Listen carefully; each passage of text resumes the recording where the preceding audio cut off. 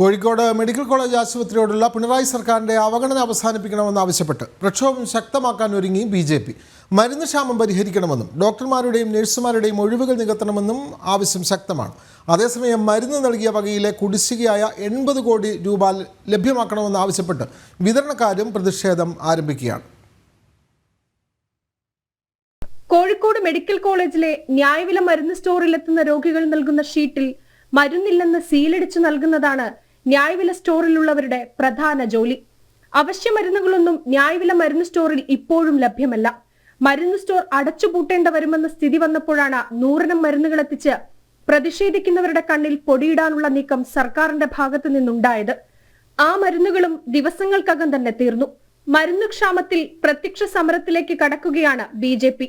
ഈ നമ്പർ 1 ആരോഗ്യ മേഖല എന്നൊക്കെ പറയുമ്പോൾ ഇത്രയും ഗൗരവകരമായിട്ടുള്ള ഒരു വിഷയം മലബാറിലെ മെഡിക്കൽ കോളേജുമായി ബന്ധപ്പെട്ടിട്ട് ശ്രദ്ധയിൽപ്പെടുത്തിട്ട് പോലും പുറംതിരിഞ്ഞു നിൽക്കുന്ന സംസ്ഥാന ഗവൺമെന്റിന്റെ നടപടി, ആരോഗ്യ വകുപ്പിന്റെ നടപടി, ഇതിനെതിരെ വലിയ രീതിയിലുള്ള പ്രക്ഷോഭങ്ങൾക്ക് ഞങ്ങൾ നേതൃത്വം നൽകുകയാണ്.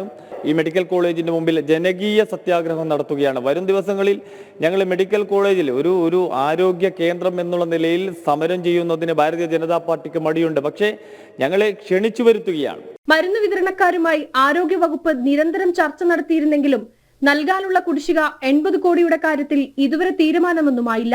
മുഴുവൻ കുടിശ്ശികയും നൽകാത്ത പക്ഷം ഇനി ചർച്ചയ്ക്കില്ലെന്നും പ്രത്യക്ഷ സമരത്തിലേക്ക് കടക്കാനുമാണ് മരുന്ന് വിതരണക്കാരുടെ നിലവിലെ തീരുമാനം. ജനം, കോഴിക്കോട്.